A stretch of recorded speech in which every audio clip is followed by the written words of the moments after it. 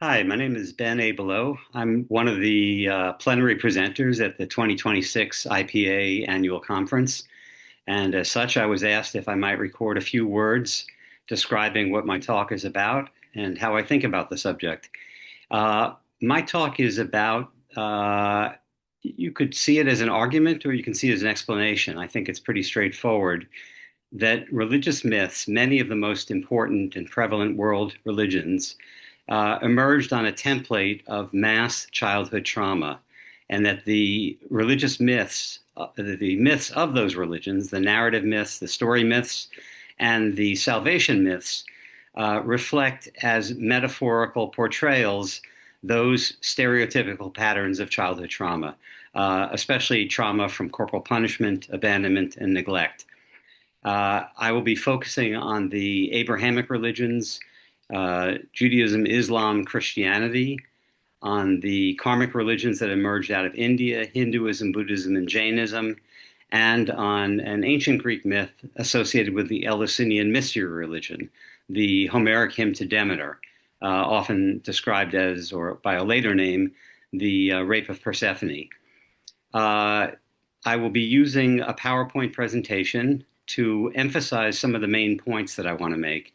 And in fact, my presentation will focus primarily on the key points, trying to present to the listeners a framework for deeply understanding the argument I'm making and the ideas I'm presenting so that they can form their own views about whether these are accurate or not.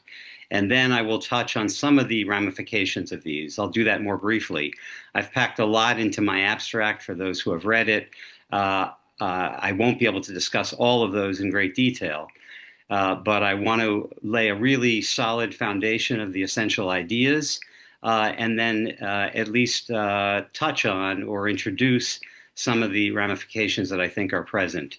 This talk relates to the themes of violence insofar as if a religious myth, for instance, reflects a pattern of, for example, childhood corporal punishment, then it would make sense that for a believer who engages with those myths, that the myths would generate psychological, emotional, cognitive, even behavioral resonances within the myth of their patterns of trauma.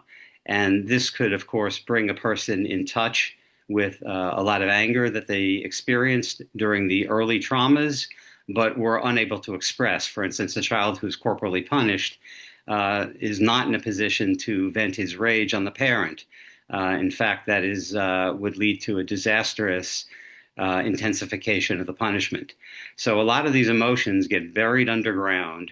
And then if we see these patterns of trauma as being widespread within a culture, it would make sense that a religion might actually bring to the surface some of these emotions, or alternatively, could provide a harmless way to vent some of those emotions. I think it can run both ways. In any case, as with the other plenary presenters, I was asked to keep the presentation to perhaps about a half of the period that was presented. That would give about a half hour of presenting time, and then 20 or 30 minutes for comments, questions, disagreements, discussion, etc. So that's pretty much what I have to say at this point without going into the whole talk. So thank you for listening, and I look forward to seeing you and perhaps hearing comments and questions and criticism at the talk itself or discussion.